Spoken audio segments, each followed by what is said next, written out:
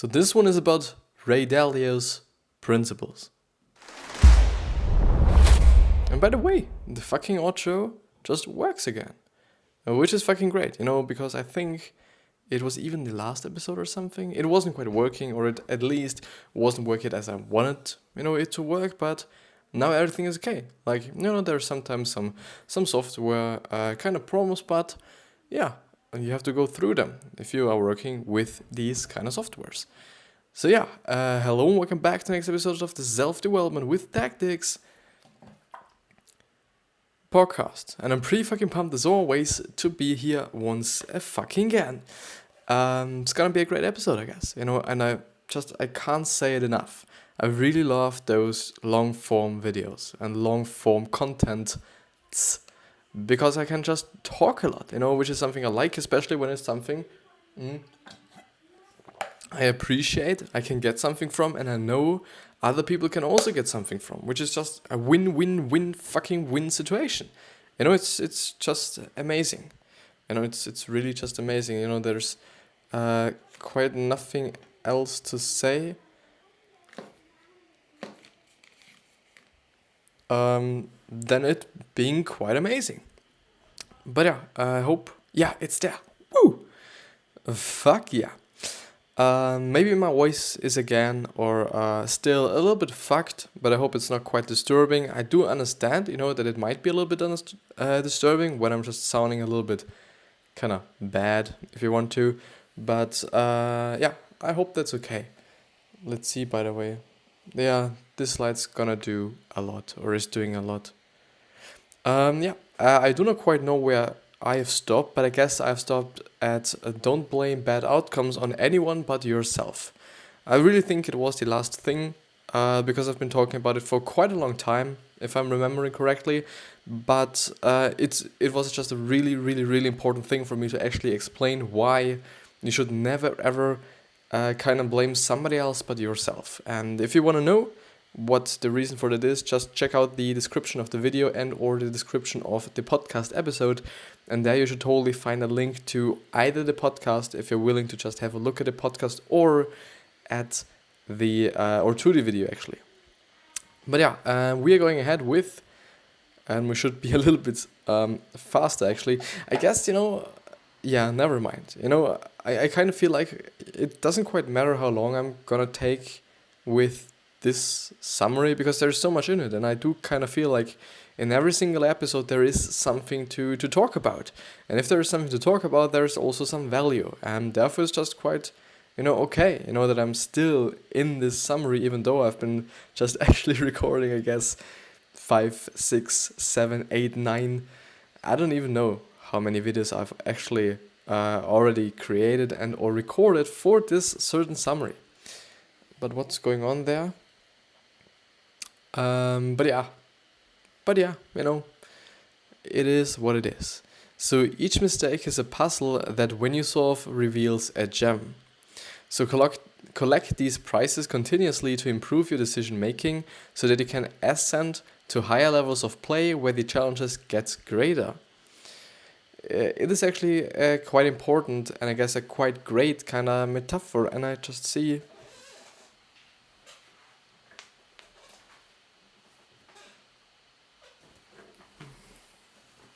Let's put it besides me. Could also just help a little bit with the echo, maybe. I think it's just really important to just not demonize mistakes and failing and whatsoever. I would just still say that you should just not fail because you want to fail, just, consciously failing, because this is also bullshit, at my point of view. Even though I've never heard it, I'm just, still gonna point it out. At my point of view, this is fucking shit. It is quite as shit as kind of demonizing mistakes and making failures and just failing sometimes and making bad decisions and whatsoever, because you're still gonna learn. For sure, you do just have to ask yourself if everything is okay, or if everything is just alright what you're doing. If you're doing mistakes after mistakes after mistakes, maybe you're just learning a lot. This could also be the case, but I think there is still going to be a border between, it is okay to fail, and you're just, doing something that you should not be doing.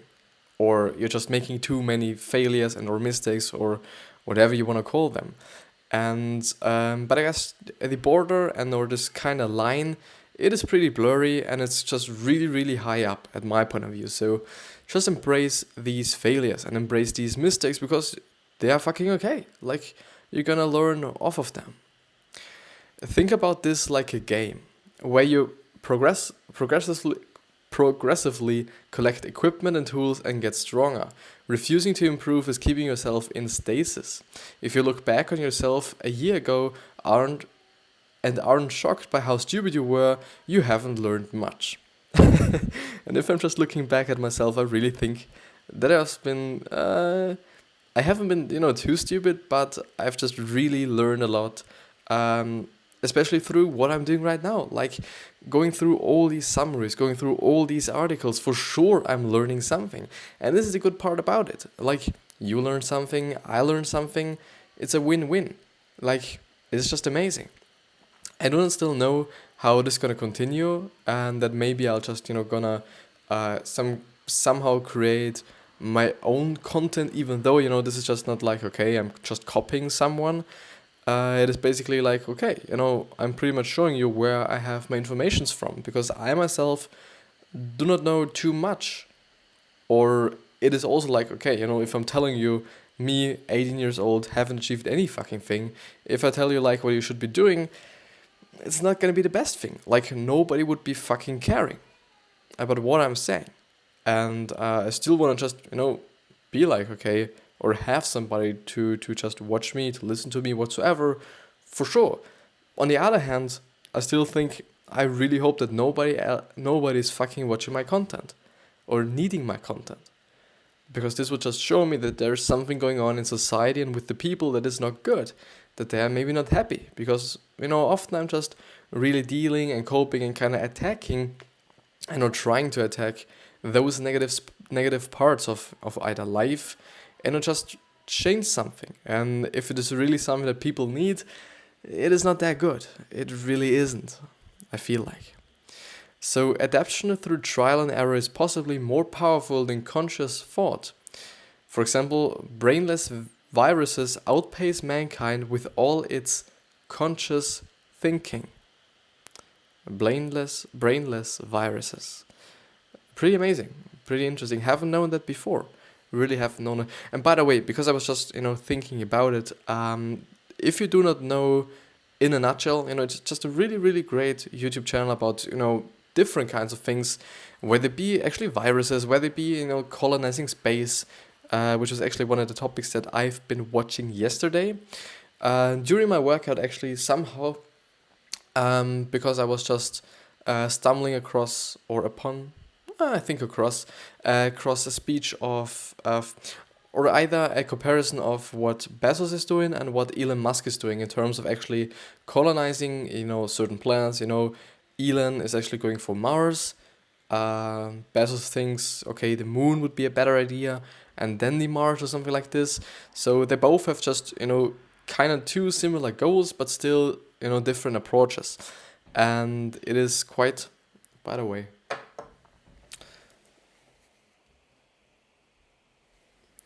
it is quite interesting to see, how they are doing it and what they are thinking about and whatsoever. And therefore, because they were talking about space and whatsoever, I've been kind of again, because I knew the channel, I've been stumbling across In a Nutshell, or kurz gesagt, which is actually a German-based channel, I guess, but they're still making English content, which is totally great, because they're making good content. It's very, very good and very high in production value, at my point of view. So if you do just, and there is no collaboration or something like this is just my honest kind of review and my honest just thoughts, even though, if there's gonna be a collaboration in the future, I'm still gonna be honest.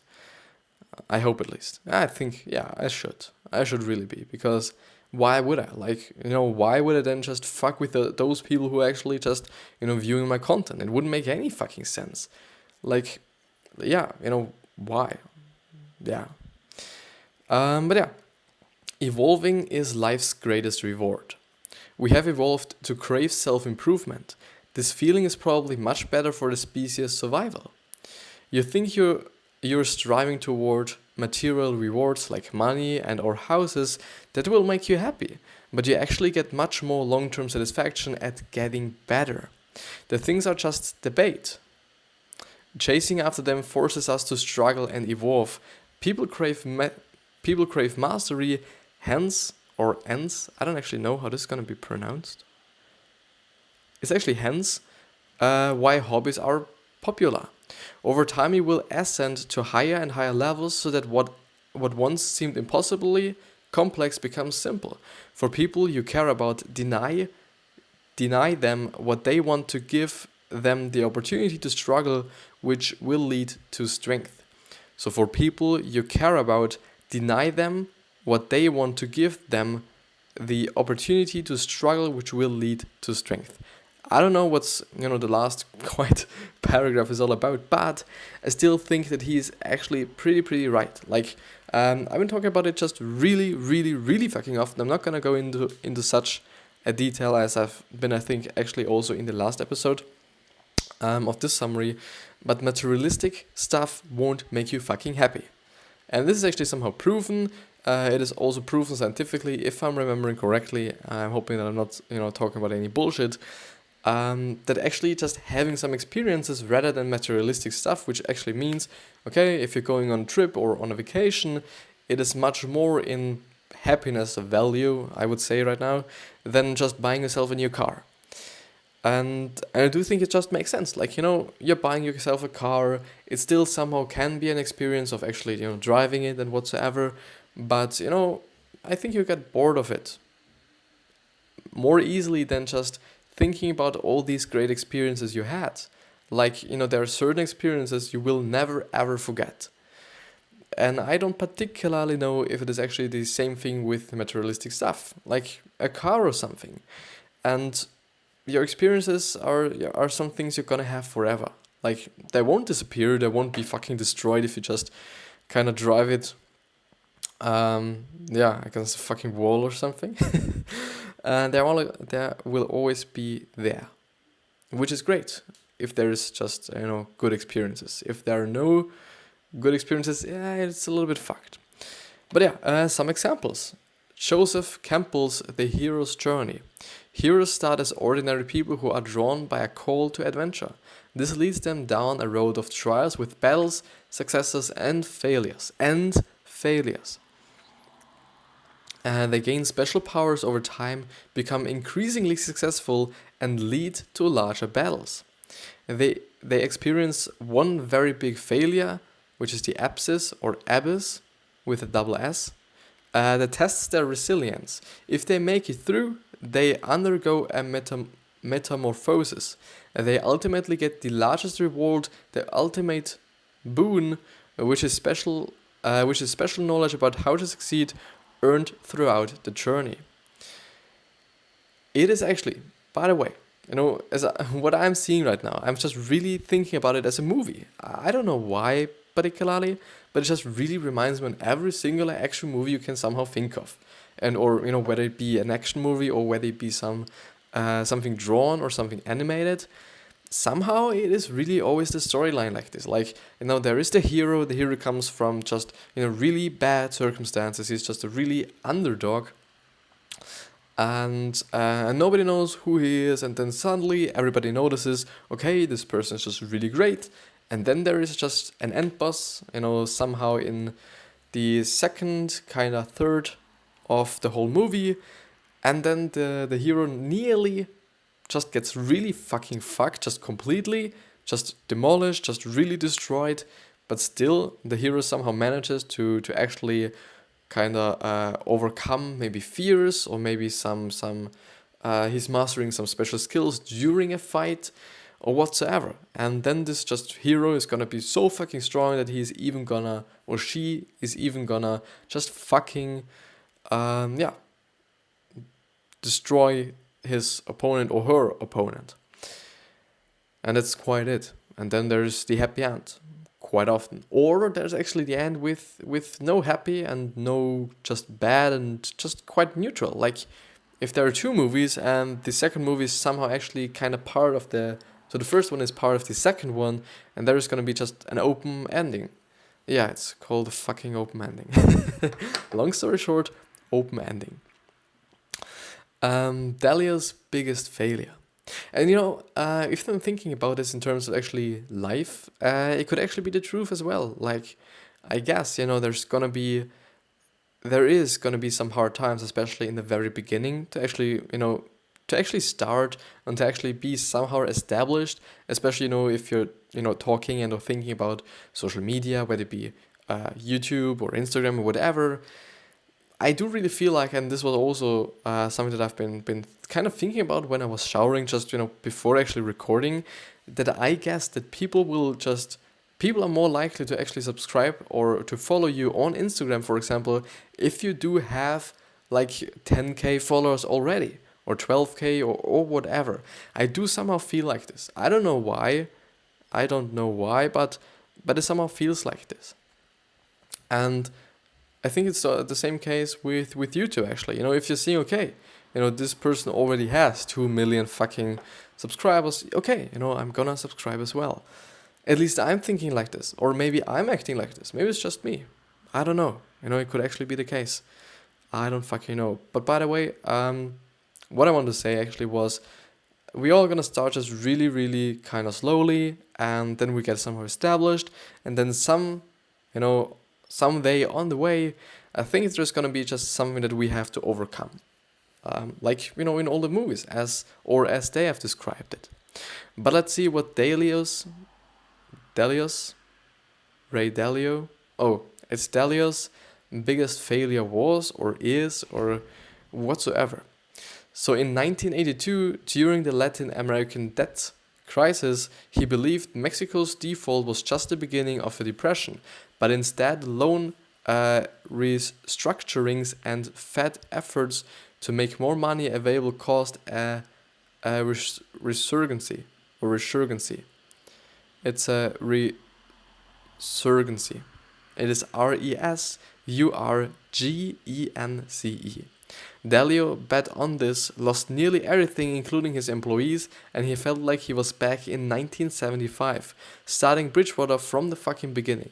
So Bridgewater is actually his company. I do not really know, maybe even I can tell you.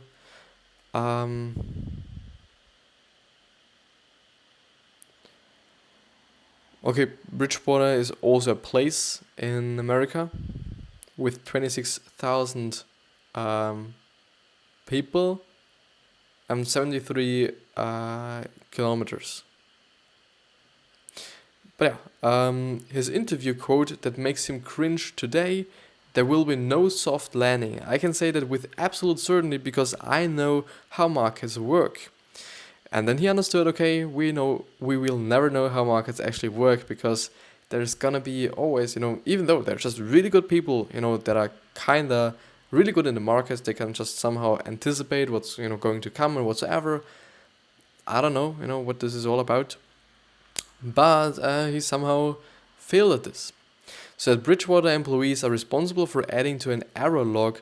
If you log your own mistake, you are okay. If someone else logged it for you, you're in big fucking trouble. Which is actually kinda, I think, a great thing. Even though, on the other hand, I also feel like, okay, if you're making a lot of fucking mistakes, Mr. Dalio will just somehow, someday, come up to you and talk to you. And I think, I don't know him. He actually seems to be, or he looks like a pretty nice guy somehow. I don't know why, but it just, looks like this. But yeah.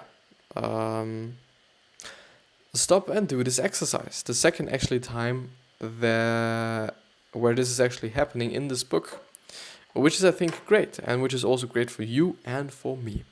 So stop and do this exercise. Start by writing down the most salient mistakes you have made in the past 12 months. Connect the dots between them. What patterns do you see? Actually a pretty important one, a really fucking important one, because if you can actually somehow know this, that there is actually a pattern, you could do something against it, or to somehow fight this, which makes sense. But still, it's very important that you take yourself the time, write everything down and whatsoever. also to somehow organize your brain, as we have learned in decluttering your brain, which is also just the name of an episode on my channel and or on the podcast. Again, all the links are down there, or should be down there. With the podcast, I actually don't know, because every single website is somehow different, but that's okay.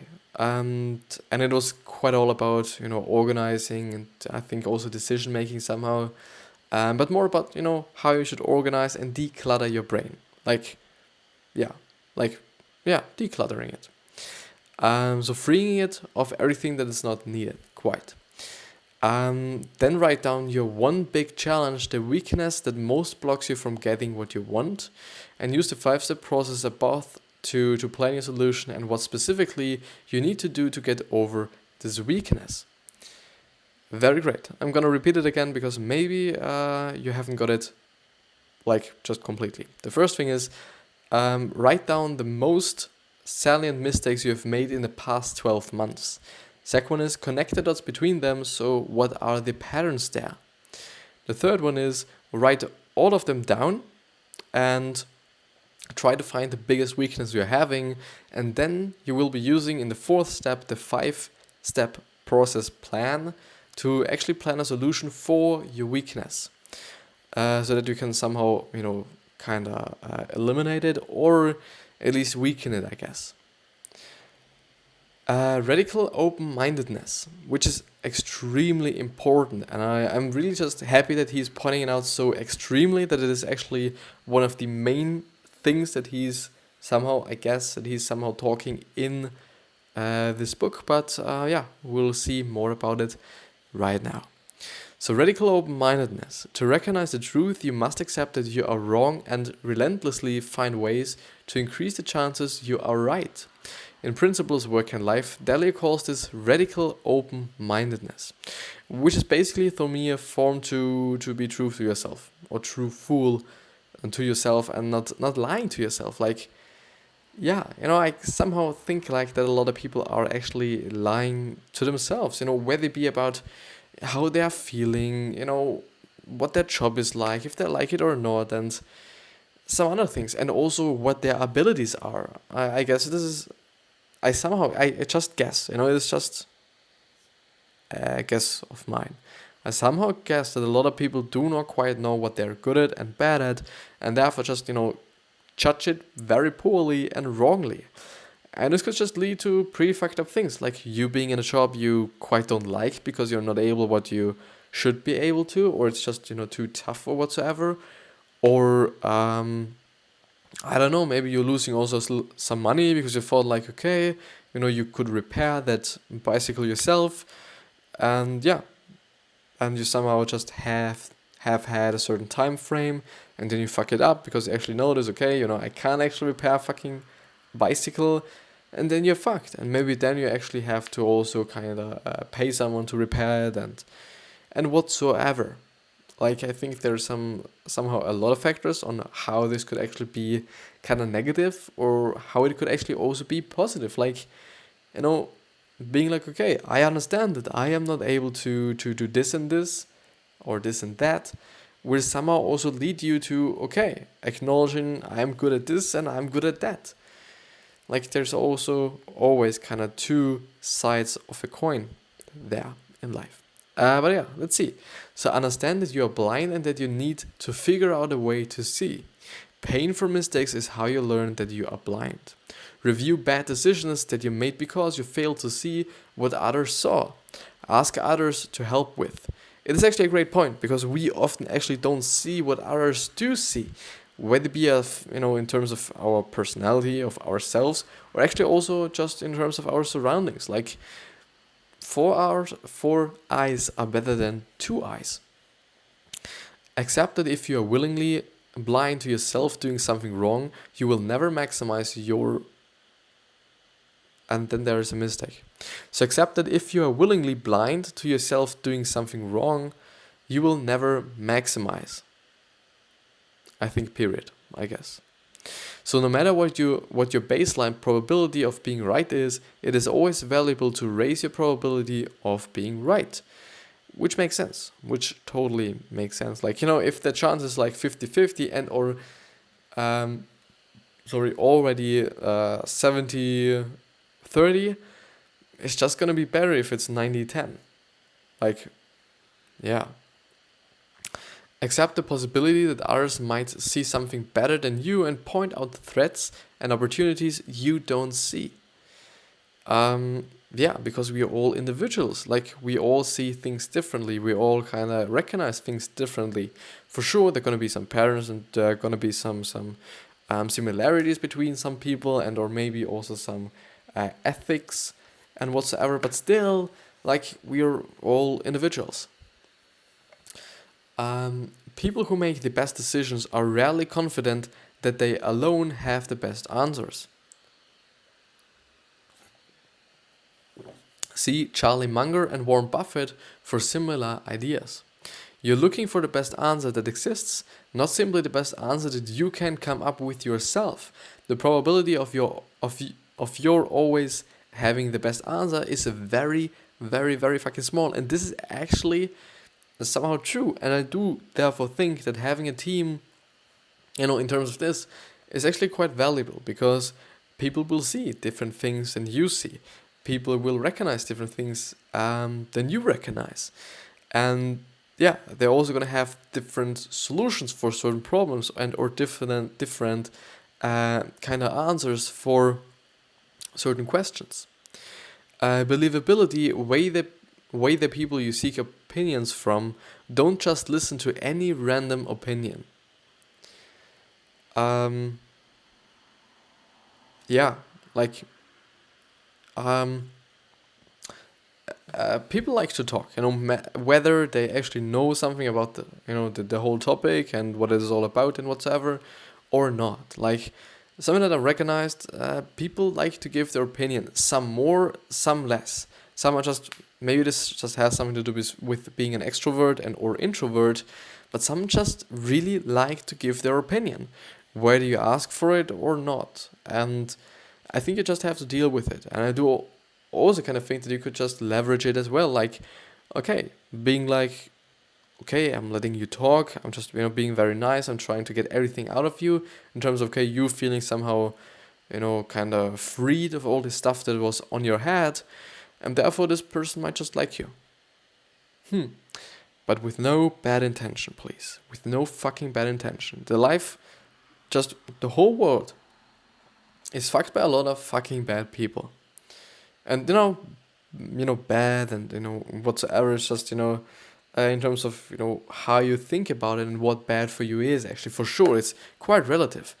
But, like, be the fucking nicest person you can be. Like, do you really want to just have someone on your funeral say, like, okay, this was a fucked up person. Like, this person was only just fucking with the people, like, you've always been bad to the people or with the people, and nobody actually liked you, but they just somehow needed you. Do you really, want to somehow leave this planet like this? Like, this is often something that I quite, I probably only ask myself this on every singular end of this video. And I do think this is also very important for me to actually remember that I am going to have a certain legacy and that I'm going to be remembered in a certain way. Hopefully. Like, and for sure, you can also not be remembered. And I do kind of also think, like, this is also something that people won't like. Like, for sure, we want to be remembered. And the best thing is to be remembered as a very good person, or as a person that achieved something pretty huge, but not as a person who was just, bad, who just, fucked up something completely. Someone that is just, that was just a bad person. I've just, seen this thing. I don't know what it is. But I think it's very, very important to actually focus yourself on how you're gonna be remembered. Like, you can control it, but you can only control it when you're living. Through your whole lifetime, you can basically, be the best person, be the nicest person, be the most kind person and grateful person for on the entire fucking planet. And I do guess, like, it also just will change a lot. Like if you're a really nice person, people will just gonna hang around with you, whether it's in your professional life or I think it's in your private life. Like I do really feel like, we're still dealing with people and with human beings all the fucking time. No matter what business we're having, no matter if we're actually having an agency, no matter if you're kind of selling something, if you're a retailer, we're still gonna just really work with people and human beings. And like, yeah, just our emotions, our intuitions, and those things still then matter. Like, yeah, this is, it is actually something that Dale Carnegie in his book How to Influence and Influence People actually pointed out that it is most of the time 20% your skills and 80% how you can deal with the people that will make up for your success. And I kind of feel like this. Like, even though it's just, stunningly just far apart, like, okay, 80% like how to deal with people is just quite a lot. But it still could be the case. Because we are just working with people and like emotions matter, and I said it already. So if multiple believable people say you're doing something wrong, but you don't think you are, you're probably biased. What does biased means? One-sided? Oh yeah.